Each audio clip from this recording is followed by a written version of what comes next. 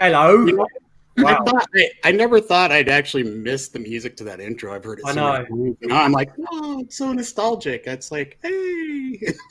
It's certainly been a long time, and I think we all missed it. And despite other opportunities, I think that we can safely say that we're probably going to be reverting back to this. And I know we were going to talk about it internally, but it's I miss the audience interaction and stuff like that. And there's I don't know, doing the other one just seemed a little bit more awkward, even though that we kind of arranged it around our schedule and stuff like that. So I think we can safely say we're going to give this another boot.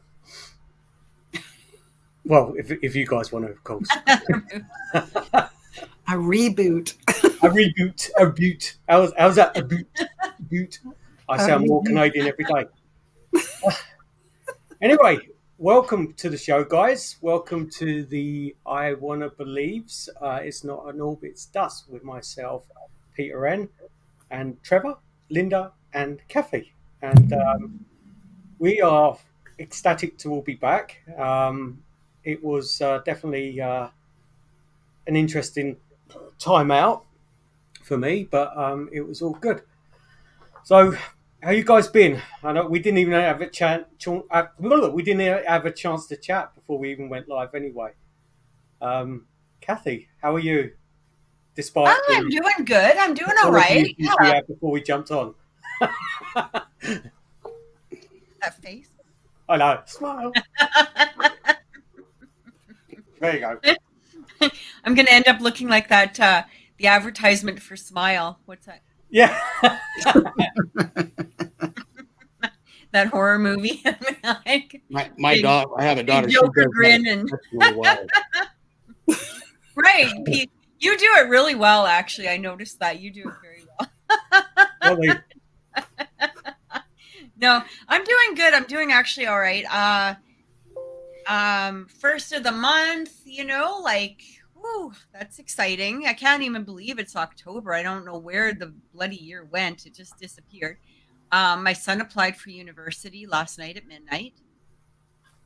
The application's opened. So if everybody could send massive prayers that he gets in for this for next year, that would be amazing.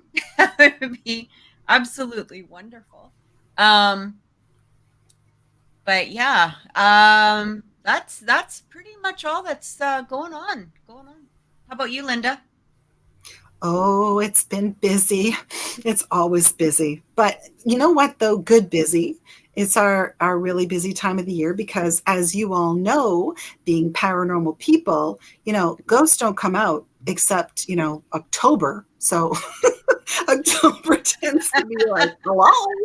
But something, though? It's been good busy. And I don't know what it is in the world, but whatever's going on in the world, I've been having these little major epiphanies lately. And I don't know what that is, but right? Yes. I know, like and follow. I get it. Yes. But no, Yes. Major little epiphanies are happening to me. Seeing things that, I wouldn't have ordinarily seen. Maybe it's because of the full moon, but it's been really busy, but good. How about you, Trevor? Oh man, I don't even know where to start. I'm my own worst enemy. I just like to add things to my plate. So aside from trying to work on some content that I'm going to be trying to stream on my own here pretty quick, I've kind of started trying to open a business, and I'm getting ready to. I started a second part-time job. Teaching at a fire school. I'm getting ready to promote and take that promotional exam at my own department. One of my daughters is getting ready to take off for 18 months out to Knoxville, Tennessee. In fact, we're taking her out to Utah tomorrow to drop her off and kick her out the door for a little while. So that's been a little hectic there. He's doing missionary work. Is that correct? Yeah, she decided she was going to go ahead and serve a mission for our church, and which was a wonderful surprise to me, considering the direction that she had been going. So we kind of had that a little heart to heart, and a couple of weeks later, she decided she wanted to do that, and I was pretty proud of her. So it was a long process to get her to this point, and so yeah, things are. Other than that, yeah. So I'm doing fantastic. Just happy to be here with you fine folks again. Yeah, it's nice. Yeah, I'm pretty much like you. I've bitten off a little bit more than what I could chew. Problem is when like I've got a new job and I have a lot of time to think when I'm driving because there's a lot of my projects are around British Columbia and stuff like that, and I do a lot of brainstorming and I come up with these fantastic ideas of as to earn like a passive income, and they're great and stuff like that. But there's only so much time during the week to do stuff, and I don't really factor that piece in. So I started my own business officially 2 weeks ago, making and building paranormal equipment, as you guys know. With the profits I've made out of that, I'm halfway through purchasing a, a parallel printing set, like a press and stuff like that, and cups and stuff like that, because there seems to be a bit of a niche to it as well. And I just get it rattles my cage seeing like these ghost hunting stores and like various other places that charge an extortionate rate for equipment and t-shirts and stuff like that. So I'm not. I want to, obviously get compensated for my time, but I'm not heavily in it for profit and stuff like that. And to be honest with you, when the store first launched, I had zero expectations, and it's taken off big time. I'm like selling out stuff left, right, and centre, and it's quite an exciting ride at the moment, especially with because obviously, like any business, when you start your own business, you have to spend a bit before you start earning.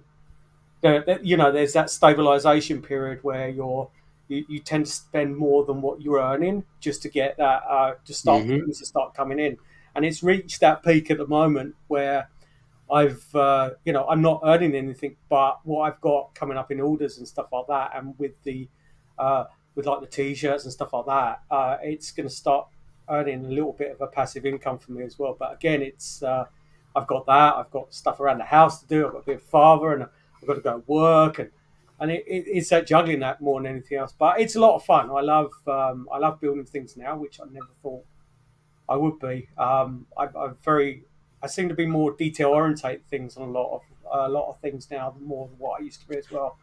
So it's fun, and paranormal side as well. It's been good. We've done this year. We've done a lot of. We've done the fundraising event up at the O'Keefe Ranch, was in BC here. We did the.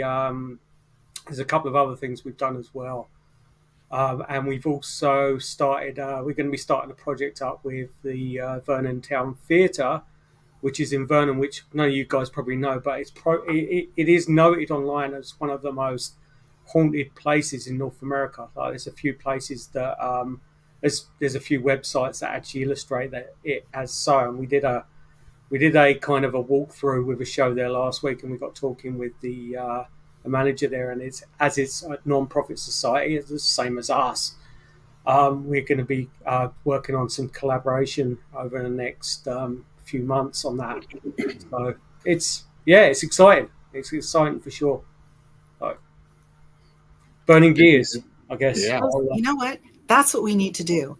If that's one of the most haunted places in North America, then this team, Kathy and Trevor and you and me, we got to get to Vernon, and we got to do like a really big thing there. No, you know what? Notably, the most haunted location, and I hate using that term haunted, but the most haunted location is that Gooding University, by far for me. Really? Yeah. Honestly, I still get excitement knowing that I'm going back there next year, and I've never been to a place that it got to the point of the 2 days where it was just like I need to turn my voice recorder off and all my equipment down because my body just couldn't take that excitement anymore. It was just my body was just like, that's enough. Let's just early night and head off back to Canada. So, but it was a lot of fun, that place, for sure. That's cool. That's cool. Yes. So Well, yeah, hopefully this year we'll get Kathy and Linda to come with us, Pete. So yeah, we've got from Team Canada side. There's I think I'm up to about 5 people that are coming down with me. oh wow. Okay. So we'll have there'll be a lot of people there to spread our wings and stuff like that. Is that going to be What? April again, or What's that? is that April again? Yeah. Or? Yeah, we. I'm shooting for it. I still got to get it booked. So We've got to talk about that because I've got to contribute towards that as well. We'll talk about it. Yeah, hopefully it's still available. I hope so too. Yeah, it'll be in that time frame. So right, as long as it's not summer, because I wouldn't appreciate that place without AC. no, the attic in the summertime is not tenable. No, it's not good at all. Not good. Anyway, so this week's topic, which in lines with everyone's visions within the paranormal field a lot of the times, is equipment and what we use, us as investigators, and the pros and cons of certain equipment and stuff like that, purely amalgamated by research and my own personal views on equipment, and obviously the team's personal views as well. So we can start off by just going through each one of us about what we carry around and what we don't carry around and why, that kind of thing. So I'm going to spin my finger around and I'm going to point at Linda. You can start first. Why did I know you were going to do that? I know. It was completely random. It was just, completely random. The chance of the finger pointer, Sure, it was really random. Yeah, sure it was. Okay. So, as most of you know, our team is a real grassroots kind of team. Not that we don't believe in using a whole bunch of equipment, but because, we don't charge for what we do, we have our own equipment, we have to buy our own equipment. And a lot of us are very sensitive, and I've been doing this a long time. I don't rely on equipment per se. And the reason that we do have some equipment is usually for validation, not only for validation for ourselves, but if we're doing something out there for a client, because we do a lot of residential investigations, then we need some sort of external validation. So I could go in with, the team clairvoyant, and she could say, oh yeah, there's somebody in the room right now and I can feel that. And can you feel the temperature? I mean, yes, but the client might go, yeah, no, I don't feel anything. So first and foremost, my feeling has always been the best equipment is yourself. The best equipment is you feeling things, understanding things intrinsically when you walk in a room. But one of my most favorite pieces of equipment, and has been for 42 years, has been a notebook and a pen and my own self. So often I'll walk in and I'll jot down notes, how I'm feeling, what the room is like, what the atmosphere is like. Am I seeing anything? Am I feeling anything? Am I sensing anything? Am I smelling anything? All of that stuff. And I always write it down. But I also go in with, of course, equipment. So we have various types of, EMF detectors. We've got the good old K2, which everybody sees on TV. Of course, flashlight. We never go anywhere without a flashlight. I often, say as well, my next favorite piece of equipment is my good old tape recorder. Well, digital voice recorder. I do have an old tape recorder as well, which often we use to capture EVPs.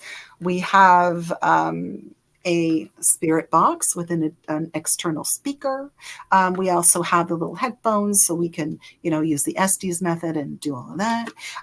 We also have various types of motion detectors that beep and do fun things, and we have ones that just turn on so a light goes on. And even though some people really hate this, we do have our little cat balls that sometimes we use for motion detecting, etc., etc. But yeah, I mean, those are the basic things. I carry old old school things like a compass. We do have a Kinect camera sometimes, which we use. We have to make very sure that everything is cool, because a Kinect camera will sometimes think a golf bag in the corner of a room is an entity. So we have to be very careful of the whole room when we use it. But I mean, we use the typical things. We have video cameras that we sometimes use, tripods, set them up, make sure that we're filming. I mean, we use what I think normal out there paranormal investigators will use. But I still think to this day that the most valuable form of equipment is yourself and your perception of your environment. So there. I'll get off the soapbox. So there, put that in your pipe and smoke it. Jeez, Linda's putting her foot down about something. Jeez, we'll stand back and be all quiet about that one. Jeez. What kind of equipment do you generally stay away from? If one of your investigators brings it on, you kind of I roll my eyes. Yeah, I roll my eyes and stuff like that. I'm not a big fan of the ITC kind of Paravox and all of that stuff, because I don't know. I guess I don't trust it.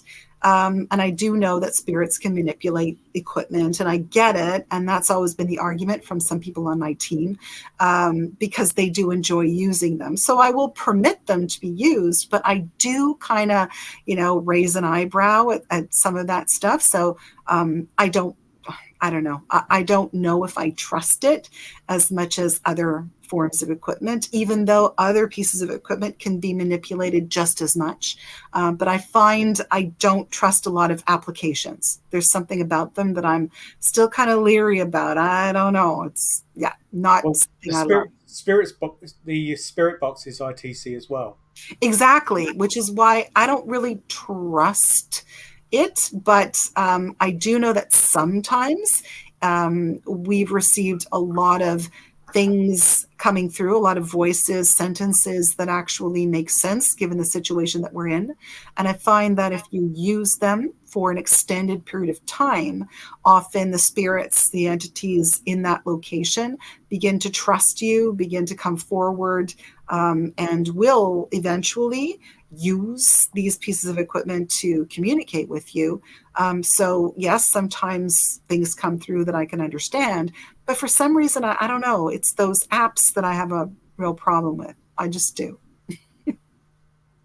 What's your like? Obviously, in a broader sense, we're all students in the field and stuff like that, and every new piece of equipment that is generated from that guy that makes lots of money on ghost hunting stores and stuff like that.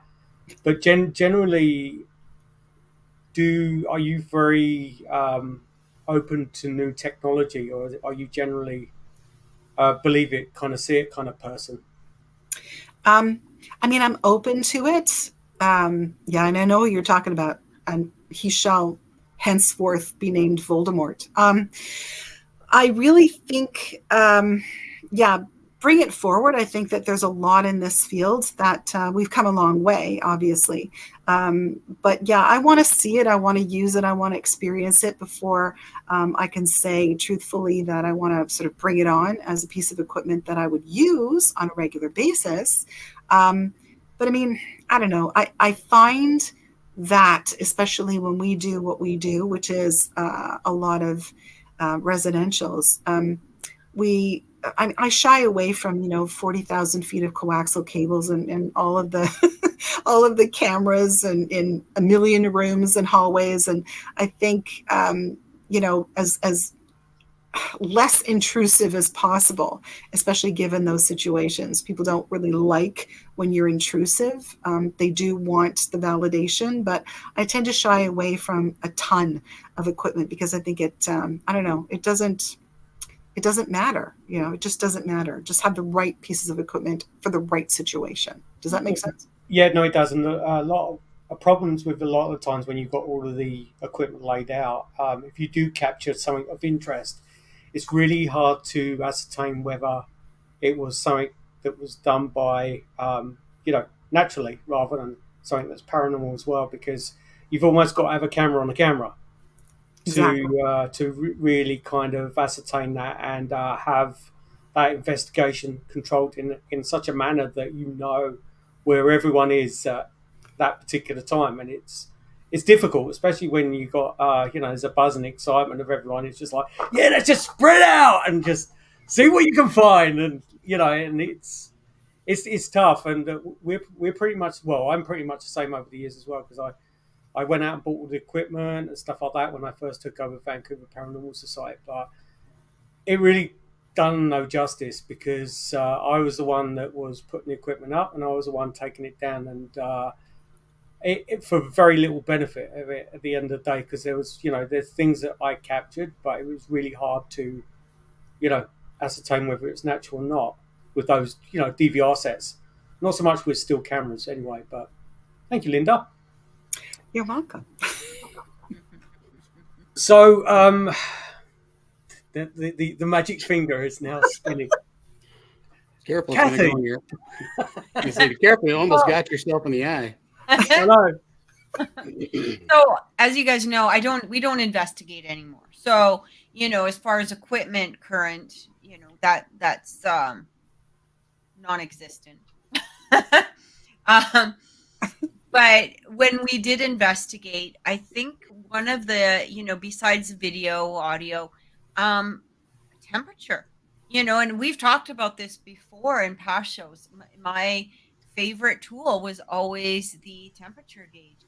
And, and that's where we would have a stable spot that we would take a static temperature with and just go ask, the spirit to move it up or move it down. And, if there was something there, it was amazing how many times it would go up or down by the couple of degrees that we had asked of it to do. And it was, I think that always just completely fascinated me. And otherwise, I mean, we were very, very old school, I would say, too, because we just didn't have the money for equipment, or a lot of equipment for sure. And so we had to go with the old school cameras, the old school, audio recorders, and then you learn to improvise, like using, like Linda, you had the cat toy. I mean, that was something that we would use, or the bells. It was a lot of, again, old school stuff. We didn't have the lasers or any of the things that people got kicking around now. Like, that just didn't exist. We even went as far as using like the baby powder, in some areas and stuff like that, right? Because that was what we could afford, as a team when we did do it.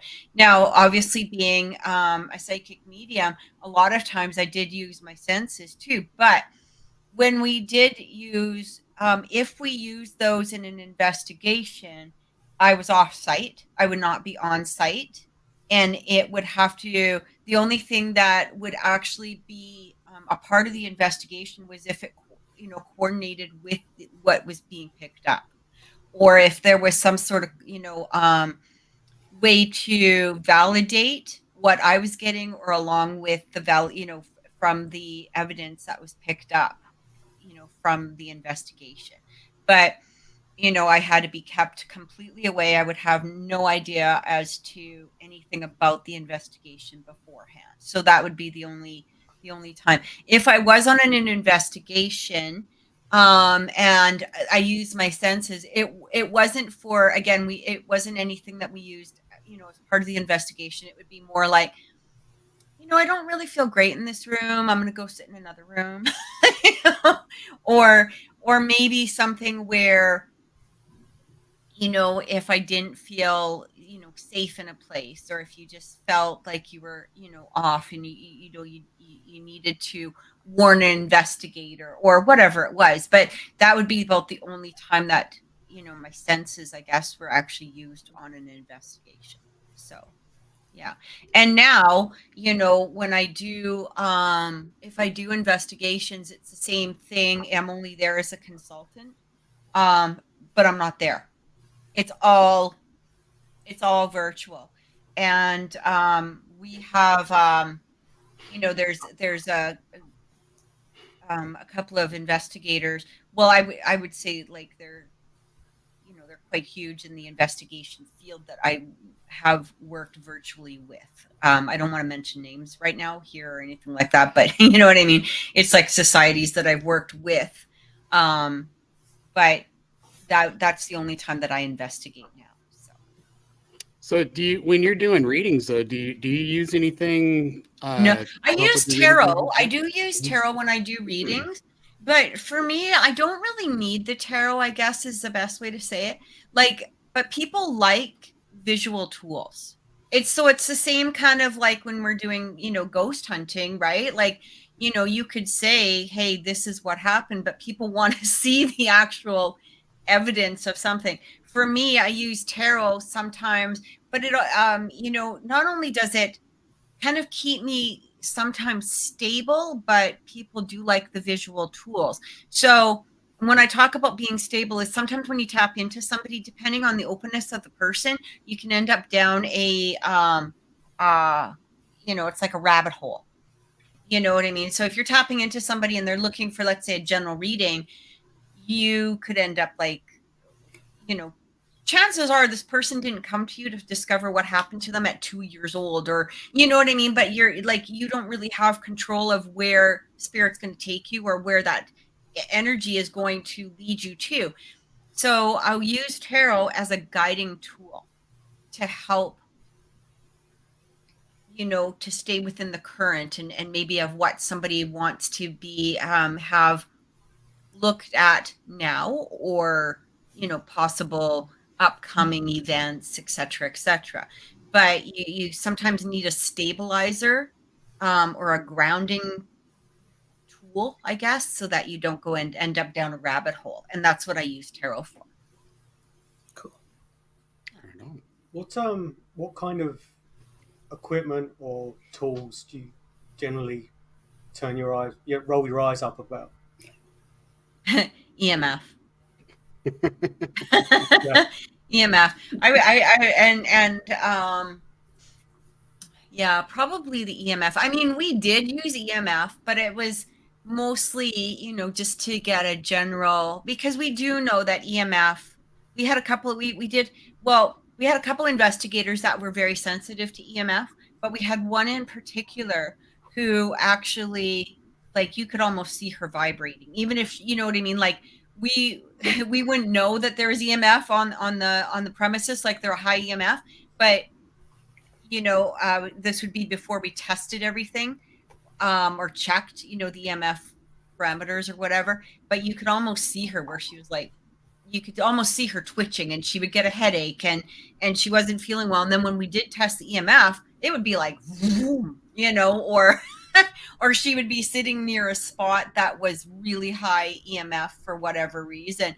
And so we used it mostly, just to sort of, and if people were complaining, let's say, dark shadows or physical ailments, right? Because we know that EMF can cause some physical ailments on people, stomach, headache, etc. So that if that was one of their complaints, then absolutely we would use EMF for that.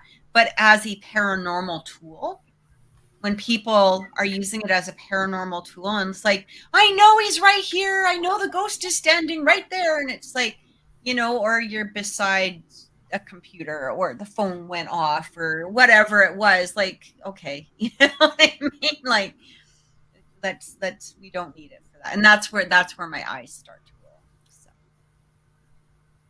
Make sure I won't bring any EMF testers next time me and Kathy. Yeah. Hey, you'll be using them secretly. You'll be like, okay, pull out the EMF, let's use it over here. yeah, Kathy's not looking, she's gone outside. Get the gauge out. Okay. So I started my life as a paranormal investigator with a very much, it was a spiritual based group back in the UK, and they were very minimal with the equipment they used in relation to what they deemed as evidence or findings and stuff like that. They used to use a lot of spirit boards, commonly in North America, Ouija boards and stuff like that. They believed a lot of their that they can tap into the energies around them and they can communicate via the board and stuff like that, which is interesting to observe and stuff like that. We use basics and a lot of, and I think Kathy brushed upon it, and so did Linda as well. Things like, which I still got in my kit today. I've got like little bells I got from the dollar store with little pipe cleaners, and I put them over door handles. And we used to put like fishing wire across doorways with little bells and stuff like that as well. And it was low budget equipment that we used, but to be brutally honest with you, and I'm going to contradict myself later in relation to the equipment I use, it was a lot more simpler because you were able to establish a controlled experiment with when you're investigating. Because if that bell suddenly moved, you knew that there was something. Someone could have walked in the room and nudged it, or there was a change in the air temperature or air movement and stuff like that. So in relation to that, it's controlled. We don't generally look at EMF as a byproduct of being paranormal, because, like Kathy was alluding to as well, there's so much variance in it as well. Like, i.e., that you can walk into any given place and your meter will go off, but you have no idea what could be setting that off, and you go in there later, and you'll be doing an EVP session or doing investigations and stuff like that, and it suddenly fluctuates. Again, we don't know what could be setting that off. It could be a number of environmental or mechanical reasons behind it, such as electric pylons outside, people's cell phones, even though it's on airplane mode. Just any given radio frequency could manipulate that EMF meter. So generally, what we do with residentials, we look for things. We look at EMF levels as a base reading. But obviously there's like carbon monoxide and other things that we look at as well. Generally, that's what I categorize that under. Much like Kathy as well, my main source of testing is temperature. I do look at temperature because what Kathy alluded to as well, you can control that environment. You're in a room, you've got a thermometer, the temperature suddenly drops 4 degrees. You're like, okay, who stepped in the room as the furnace come on? You can look at natural reasons, but things like EMF and to a degree, if you're checking for radiation or any given like testing at that level or that magnitude, we don't know what could be causing that environmentally, and whether it could be paranormal or not.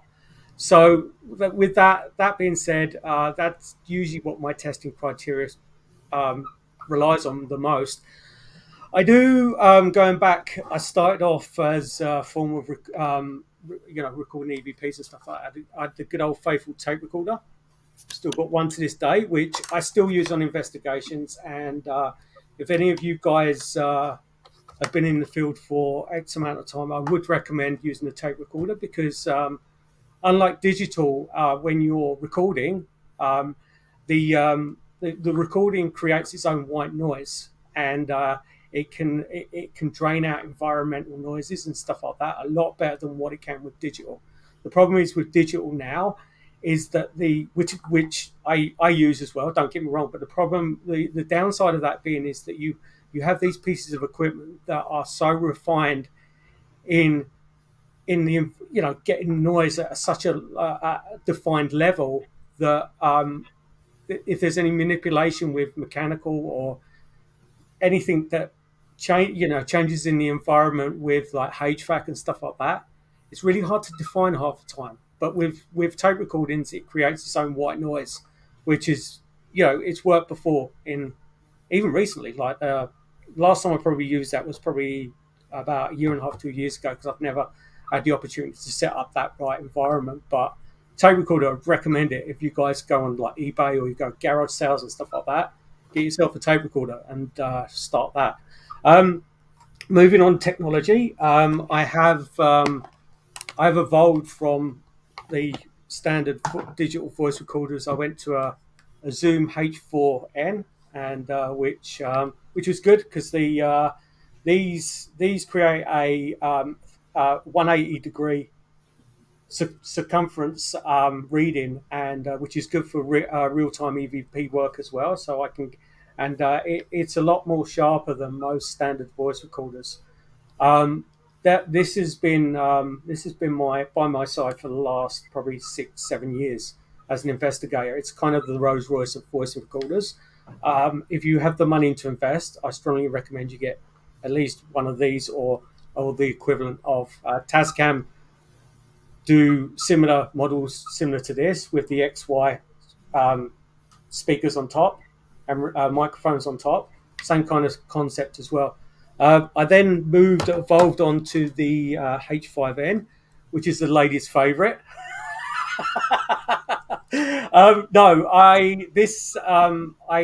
It's basically the same as this. It has the same parameters, but it has multiple. You can change the heads over and stuff like that. The reason why I went for the shotgun mic on top is because it has a 360-degree parameter with the recordings and stuff like that. Also, as well, if I'm doing real time with my headphones, I'm able to detect, because there's a left and right terminal either side of the shotgun, I'm able to establish on my headphones where the noise was coming from as well. This could be arguably, it could be people define it as being too sensitive, but there is an adjustment on there as well where you can just bring it down, because you don't want it too sensitive. Because with me, I've got like my grip with it now, but before when I first started doing it, it's kind of a funny story. I'm walking around and I've got it in my hand and waving it around and stuff like that, and it's like, God, I can hear someone's heartbeat, and it was the pulse on my hand coming through on it. What is that? Does everyone hear that? And it was just like, I was going mad. And it's like, oh, it's me. And of course, I'm getting more and more excited, and it's going faster and faster and faster. So it's this is like definitely worth its weight in gold for me. I am a fan of the Spirit boxes, but I've modified a lot of them now to eliminate static. This is just one of them. I have 4 of them. I do build my own as well. I kind of I pick and choose which one I use. Each one of them has a different benefit for me more than anything else. But I'm not kind of like Trevor. I'm not a fan of the loud noises and stuff like that. Static as well. I don't use these for the static anymore. I almost eliminate them altogether. I just keep it in the background. I look for those frequency spikes when they come through, as Trevor knows, when we were investigating last, and it becomes a bit less annoying with that. I've had quite compelling results out of this over the years. Intelligent responses come through. I've had my full name. I've had teammates come through with their full names as well. And it's not a misinterpretation of a radio station. It's that frequency spike that comes through. It's that voice that comes through above that frequency level, that louder noise. That's what I'm trying to tap into. More recently with equipment and stuff like that, with the alignment of putting like a fishing wire across doorways and stuff like that, I've created like a modified version of the tripwire that you see on the ghost hunting shows and stuff like that, which is like a neon strip it's basically a REM pod, but it's less sensitive than the REM pods you buy. So there's less false positives where you hang these above doors, and then you can see it flashing. Now I have the ability to turn the noise off, Trevor. So you'll be very happy about that when we yeah. But these you can hang above doorways and stuff like that. So obviously, if you're inviting spirits to come into the room, because these adjustments I've made on them, you get a very it's a lot more easier to deter whether there's environmental issues with them or not, or whether it's something paranormal. These do still react with electrical conduits and stuff like that, but when you set them up, providing you test it first, we use these all the time now, and they've been particularly on the historic sites that we've been visiting recently, well worth its weight. one of the things, just as not really equipment, but investigators, when you're carrying your equipment around and stuff like that, you're just walking around with handful of equipment and stuff like that, and it's just like, Jesus, what do I use and stuff like that. But I just recently got this sent over from China. This is a motorcycle bag that attaches like those fanny bags that you used to get years ago, but it straps around your leg, and it's like a big pocket that goes on the side of you with like multiple pockets in there and stuff like that. I used this on our last investigation, and it's shown its weight in gold because I can put all my batteries in there and stuff like that.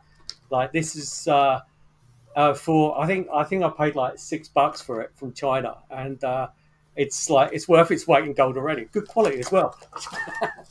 I Another thing as well, much to the temperature thing that we were going through earlier on, I created these little tiny temperature sensors, much like these, where basically you can hang them over doors and stuff like that, and put them into rooms and stuff like that. So if you're in you're investigating in a larger area, and there's certain rooms where you want to use as that trigger room where you say, if there's someone in that room, can you please move around and stuff like that.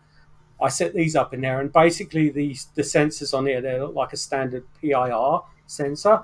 They activate with temperature. So the moment that there is temperature movement, a change, these will go off, and it's a very low buzzing noise on these with the flashing lights and stuff like that. These are handy. I've got 6 of these, and we're like 2 weeks ago when we was up in we investigated a big hotel. I put these in all the rooms, and while we were in the corridor and stuff like that, and we had quite some interesting results out of these as well. So yeah, that's generally it with me. What I generally turn my nose up to is obviously the apps. I've recently a friend of mine recommended one app as well, and I went out and bought it and stuff like that. And I don't put a lot of value into them. There is certain scientific apps that you can get, which I have used in the past, such as seismic apps, where it measures movement and stuff like that. I do wholeheartedly believe in that kind of thing. With the SLS camera, I tend to stay back from that as well, because again, it's almost impossible to ascertain whether it's paranormal or whether it's normal because of the what can trigger it. It's not so much the fact that it's programmed to make assumptions. It's also got problems with electrical devices and stuff like that, where you've seen the dancing man on top of the fridge and stuff like that. That's the compressor setting it off, and it creates that interference and stuff like that. And it's very hard to validate to a client that dancing stick man is, in fact, their Uncle Fred. So you don't get a lot of credit in that. In relation to that, Uncle Fred really liked to dance on top of the refrigerator. He loved it. He loved the good old Irish jig. That Uncle Fred. Fred Astaire. I mean, actually, really, Uncle Fred he was pretty much a recluse, actually. But anyway, so with that, and I don't put a lot, like I mentioned, the EMF meters and stuff like that. The Ovilus, please don't go out and spend $3,000 on a piece of plastic that can spurt out random names. Just don't. Like, there's just there's free apps for that. You can do. Yeah, just don't. If anyone takes me seriously in this field or anything like that, just don't waste your money on Ovilus. I'm not even going to go start on that. But it's just a piece of plastic with a microchip that's designed to spurt out random words, and eventually, if you used it long enough, it will spurt out a word that has a coincidence to something that you're saying at that time. So please don't put a lot of faith into things like that. That's it. That's basically it from me. Any questions, guys? I don't think so. So, any questions from the audience? No. Okay, then over to. I wonder who it's going to be. Trevor! So, all of you talk a lot about, the different types of equipment you use. We use some of the same stuff, of course, because there's equipment that we call it the basic equipment that is proven over and over again to be reliable, that we can show good evidence on and things like that. To anybody that's trying to get into paranormal investigation, you just got to ask yourself, what are you getting into it for? Are you into it just because you want to go have a night of scares, or are you out there? Are you actually trying to find real evidence? People who just are out there for a night of just thrills and stuff like that, anything that lights up and makes noise, or you can download onto your phone, you'll do just fine. If you're in it and you really want to get good evidence, however, those things are not going to help. I find that I'm kind of starting with the things that I avoid, but the things that people will get hyper focused on, REM pods, for example.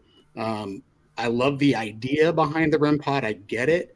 The problem is it's not telling you what it's measuring. It's not telling you why it's alarming.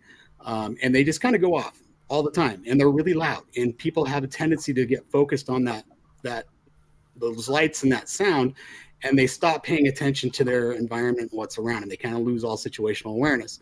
And when we're listening to things like a really loud ghost box, or we're listening to the REM pods going off, we're missing the disembodied voices that we're going to be able to hear with our own ears. Kind of like we alluded earlier, the best piece of equipment is the investigator, right? So your eyes, your ears, your senses.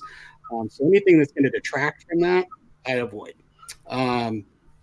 For a budget, if anybody can do a paranormal investigation with a voice recorder, I think this one was $30.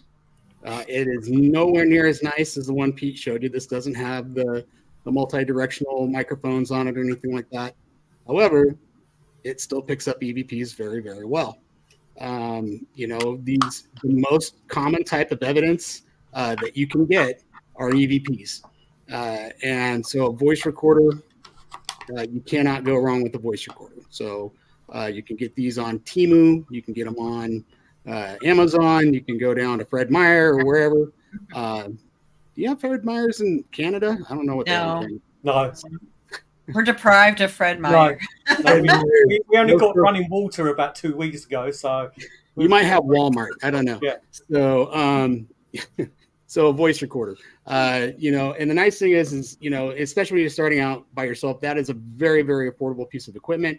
Eventually, like Pete said, save up and get some of that nicer stuff. If you can join a good paranormal team, you can start pooling money together and you can buy a lot of that, the bigger equipment. I don't have any bigger equipment with me here today to show because my team is currently on a weekend investigation out in Oregon. And so they have all the good stuff. I've got all my own little cheap stuff here though. So they were doing live, weren't they? I saw some of their live. Like maybe we could tell people where they can go to your page and maybe see some of the live from last night. Oh yeah. They were live last night. Western Paranormal Facebook. Western Idaho. Yep, that's Western Idaho Paranormal Facebook Western page. Idaho. Yeah, they're doing. They'll be doing some live streaming from the Sumter Bed and Breakfast. If anybody has ever watched Ghost Mines, that was a place that was featured there. We go there every year. We've had a great success, and we love it up there. So another piece of equipment, and I know that they hate it, but I've got my own little EMF detector here. This one cost me, I think it was like $18. And it's very, very inexpensive. We actually modified a bunch of these. A friend of mine who's kind of a techie, he was able to move the sensor up, and we kind of drilled some holes through the plastic to try to eliminate some of the interference. And again, this is not a thing that we use to prove that there's paranormal activity. A lot of times this is used in preliminary investigation when we're going in and we're checking out a place. Recently, we had a client at their work. They have an old building with a big attic space, and she has to do a lot of work up in that attic space, and she doesn't like being up there. She said she hated being up there. She had friends that would come by. They'd go up there, same thing. They had these horrible, they just didn't feel right. We went up there and decided and discovered there was just a massive amount of EMF up in this attic. And and I'm 99% sure it was that EMF that's causing the problem. We have plans to try to go back to this place. We want to shut the power off to the building and see if we're still, they still feel that kind of same uneasiness up there. Now, on the flip side, during investigations, I have had EMF detectors in places that had no electricity. And all of a sudden we were getting EMF spikes. And I'm not talking like 0.1, 0.2. I'm talking like full number EMF spikes that had no business being up there. And so, but that doesn't prove anything. You got to have something here as well, right? You got to be able to show that there's something more going on. And so when we're looking at equipment, I want stuff for my clients that is going to give them something that they can see or something that they can hear. It was mentioned earlier, if I say, oh, something just tapped me on the shoulder. Well, that's great for me, and nobody else out there. It's not benefiting anybody, right? So, if we can record it in some fashion so that they can see it or hear it, that's what we're after. Now, another thing that I bought, and sometimes I use it and sometimes I don't. So it looks really cool. This thing doesn't actually do much. It's just like a dust lens thing. I don't know. But it's got a shotgun mic. I bought this off of Amazon. I think it was like $140, I think. So it wasn't really expensive. It's not. The nice thing about this is it's an IR capable. So I can hook an IR light up to this thing and I can run a night shot and video and IR. So, and I just kind of like the little handheld thing here. It's just a more comfortable grip. Now, my team, we have several different types of video cameras that we're using, but mainly what we're using are Amcrest security cams that we put in stationary locations around the building, and they stay up all the time. Cameras are really good. Video cameras are really good for a couple of reasons. One, they're always watching. They're watching when you're there. They're watching when you're not there. The nice thing about it as well is when we are in some of these locations, and if something happens to come up missing later on and somebody says, hey, did you guys steal this? We have cameras that are all over the building so we can watch and see what happens and either say, oh yeah, my idiot, guy, he's fired. We know that would never happen, but it's a protection for yourself. It's a protection for the building, but we catch a lot of good stuff off of those cameras as well. So we are using, we use all sorts of stuff.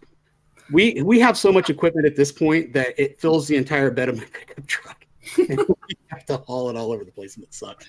But if you keep it simple, again, the basics, a voice recorder, a camcorder, a regular camera is great. Even your phone camera is okay. As long as you're not using like apps and stuff like that to take your pictures, that's really important. Everything's filtered. A filtered ghost. That ghost has no wrinkles at all. It's got beautiful complexion. And somebody talked about infrared lighting. Infrared lighting is a double-edged sword. It's great in low light locations. I love, you got to ask yourself, why do you investigate in the dark? What's the point? A lot of times your eye is going to start playing tricks on you. You're going to see things that aren't there. It's just because your brain is trying to make sense of, light disturbances and visual disturbances and things like that. IR is great. We talk about eliminating shadows and sources of light. So, people talk about seeing shadow people. That's a great way of doing it. Eliminate those light sources. See if you're still seeing those shadows in the IR. The other problem with IR is they create orbs. We all love orbs. Orbs are so cool because, they're just there and they, everybody experience. But, there are paranormal orbs out there. But 99.9% of the time, it's just dust. It's just dust or bugs, and we've proven it time and time again. So people when you're working with IR, just make sure that you're understanding what the things that it can cause, like dust orbs and things like that. Yeah. Any questions? No. So I use still cameras. I use I experiment with the full band of full spectrum. So whether Yep. it's IR or UV, I've gone pretty much every layer all the way through, and I've had a data log now. Well, I haven't done it recently over the last couple of years, but I've had a data log for the past 10 years, and in relation to the different lights, different area light, and different colors as well, and and capturing a image that I cannot explain. I'm not saying it's paranormal and stuff like that. Um, we don't experiment in the dark. Usually with the experimental light, we simulate different light. So, but it will be in a controlled area where there's no investigators or anything like that. The thing is, when, like, for example, Kathy, when we were over in Victoria, where I got that lady in white, it's, I put the camera in the room, and I put, complete darkness. I set up a motion detector on top, which signals to the shutter, and and I've just put the whole room in. I think it was UV. No, it was UV. The whole room in UV, and I captured that image from there. And providing I don't put it into areas where there's investigators and stuff like that. I put it into a given area, and I've over the years with still cameras, I get a lot more succession with using still cameras as opposed to video cameras, because that particular area is controlled. I know that if Bert suddenly walks past the camera, I've got him in multiple frames, and that one area is like consistent. If it was like shadows and stuff like that from the other side, you get a sense from the other side of the camera. You're able to ascertain whether it is or not a shadow from the other side, because the camera's not moving, that kind of thing. But with going back to the orb thing, you're right. You're totally right, and it's regardless whether it's IR or UV or full spectrum light or whatever, you still get those orbs. But what my cameras have, and I think I mentioned it before on previous shows, is that there's actually two of my cameras now that have crystal lenses, as opposed to the glass lenses you put inside cameras, because the way that the orb is projected is a reflection off of the it bounces back off of that speckle, and it comes off of the lens, and then it bounces back, and that's what creates that image. But crystal lenses don't absorb light, and I'm able to. So if I capture an image, which I have over the past years, I'm able to automatically discount the fact that I haven't got orbs or anything like that. So you're right about light. I don't, I think it's stupid a lot of times where people think, that you can capture more ghosts in the dark than what you can. Like 2 o'clock in the morning, my brain's already starting to like tap out anyway, and I'm going to see all sorts of things. Well, it goes down to, it's like, what time of day are the clients experiencing paranormal activity and things like that? Are they completely in the dark, or is it just happening? So a place is haunted 24/7 if it's haunted. When we talk about it, keep in mind, I mean, they've been capturing images on film for almost as long as there's been cameras, of ghostly images and things like that. So, I mean, all we're getting now is, more digitized, and so we kind of have to be careful with, what the computer is trying to pick out and make into images and stuff. And you're kind of the anomaly, because I've seen a lot of the evidence that you've caught with still cameras, and it blows my mind the amount of evidence that you've caught with still cameras, because that is one of the rarest forms of evidence that you're going to get, is being able to point a camera in a certain direction and actually pick up an apparition. That's pretty cool. So, but you would think that, if you had if your still camera set up on motion sensing to be able to take a picture of the lady in white, you could set a video camera and do the same thing, couldn't you? And just you can, but the principles of cameras, because it's rolling footage as well, and the image itself, when you get camera footage coming through, it's more, there's more questions than what there are to video cameras footage than what it is to a still shot, I find. Because it's you see things and things move around and stuff like that. I think it's a lot more controlled with just still cameras. Yeah. All right, cool. Well, does the audience have any questions about any pieces of equipment? You guys have been super active today. It's been awesome. Yeah. Okay. That was fun. That was fun. Thank you, guys. If you like the show, please click on that like button, and we do appreciate your you tuning in today. And I'm just trying to find the end type on the screen because Kathy doesn't have access to the account. And, and by the way, you guys talk while I find the end screen. Yeah, if you want to see some ghost hunting tonight, the Western Idaho Paranormal Facebook page, I believe they'll be doing some live streaming. They were doing some stuff earlier as well, so they should be live streaming tonight. So yeah, go over there and enjoy. And if you guys are interested in some of my merch, my store, I can share the link to my store in the bottom comments of this feed later today. And that's it. Thanks, guys, for tuning in, and we'll be back again hopefully soon. Bye.